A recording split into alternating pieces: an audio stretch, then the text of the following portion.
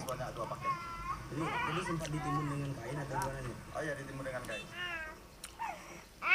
Tersangka akan dijerat dengan undang-undang tentang narkoba dengan ancaman minimal 5 tahun kurungan penjara. Polisi kini semakin gencar memberantas peredaran narkoba yang berpotensi membahayakan kesehatan dan masa depan generasi muda. Randi Pangeran, Padang, Sumatera Barat.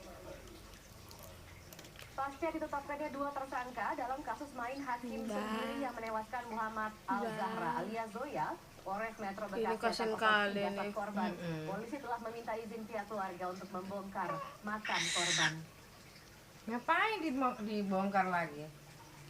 Meski Aco bakar bensin, geleper dibiarin. Meski telah menetapkan 2 tersangka terkait aksi pengeroyokan berujung aksi bakar yang menewaskan Muhammad Al-Zahra alias Zoya alias Udin, Polres Metro Bekasi masih memburu 5 tersangka yang buron.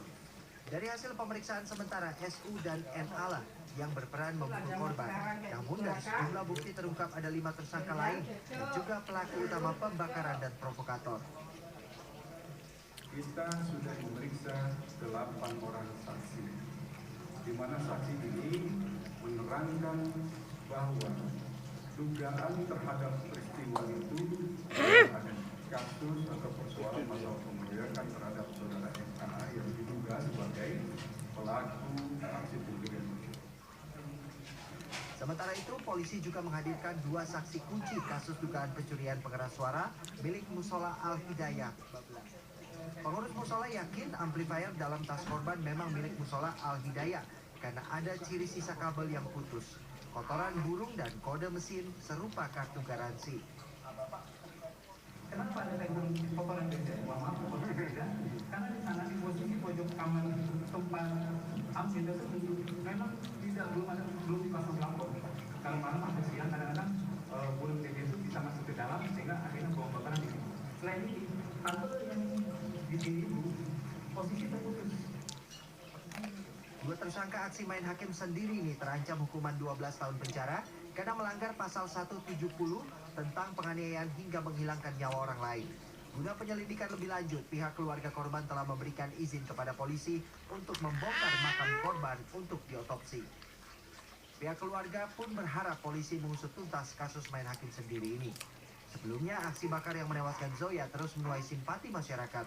Selain Menteri Agama Lukman Hakim Saifuddin, Bupati Purwakarta Dedi Mulyadi juga menyambangi rumah korban di Desa Cikarang, Kota Bekasi. Menteri Agama meminta masyarakat tidak main hakim sendiri ketika melihat tindak kejahatan. Dedy Beben, Bekasi, Jawa Barat.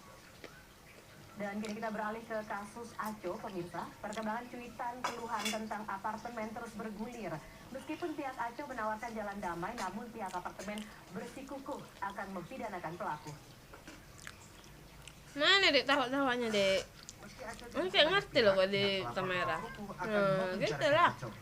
Upaya mediasi tidak terbuka. Tulisan Aco dianggap telah menuduh pengembang melakukan penipuan jual beli. Padahal para pembeli telah menyetujui perjanjian jual beli yang ditandatangani. Selain itu, 3.000 lebih penghuni lain tidak ada yang mengajukan komplain apapun hingga saat ini. Perkembangan pemberitaan belakangan ini adalah bahwa penghuni dan pemilik saat ini telah melakukan tuduhan yang sangat culas terhadap pengembang apartemen Green Pramuka, di mana tuduhan itu merupakan pengembang melakukan kriminalisasi.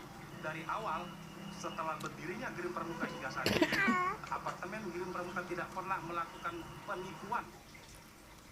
Pihak apartemen bahkan menantang sikap Aco jika tidak senang dengan laporan yang disangkakan terhadap dirinya. Komika Muhatkil MT alias Aco resmi ditetapkan sebagai tersangka pencemaran nama baik. Sejumlah warga apartemen Green Pramuka, rekan dan kuasa hukum Aco hadir di Kejari untuk memberi dukungan. Menurut salah satu warga, apa yang dituliskan Aco adalah kebenaran. Pihak pengembang belum memberikan hak warga sejak apartemen resmi berdiri atau sekitar 5 tahun yang lalu. Yang diinginkan warga GP setidaknya hak-hak kami dong ya. Apa aja itu seperti sertifikat, pembayaran IPL yang layak untuk kita. Pertama penawaran rusunami, bukan apartemen ya. Per meter itu terlalu tinggi. Nah itu satu. Terus masalah parkir yang ketiga, itu aja. Sama PBB deh yang keempat ya. Kejari sendiri masih akan melakukan pemeriksaan berkas untuk proses persidangan.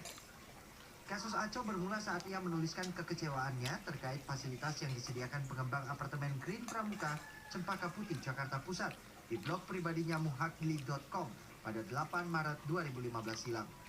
Aco juga mengunggah cuitan di Twitter soal berita media massa terkait pungli di apartemen dan jawaban atas pertanyaan yang diajukan di Twitter. Gara-gara cuitan inilah Aco dipolisikan pihak pengembang.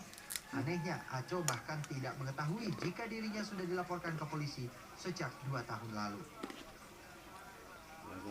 Ya intinya kalau yang saya tahu bahwa saya telah mencemarkan nama baik seorang. Masalahnya kan di blog yang saya tulis saya tidak menyebut nama siapapun. Jadi saya juga masih bingung siapa nama yang saya cemarkan di sini. Ya biarkan pengadilan yang menilai nanti. Aco baru menerima panggilan dari Cybercrime Polda Metro Jaya. Pada 9 Juni, Aco menerima surat panggilan yang menetapkan dirinya sebagai tersangka. Tim Liputan Trans 7. Ya, di era digital orang memang dengan mudah menuliskan status dan curahan hati di media sosial atau blog pribadi. Sayangnya tidak semua pihak dapat menerimanya. Jeratan Undang-Undang ITE dan tuduhan pencemaran nama baik bisa mengancam siapa saja. Nah, apa tanggapan warga terkait kasus yang tengah membelit komika Aco? Berikut kami rangkum dalam Warga Bicara.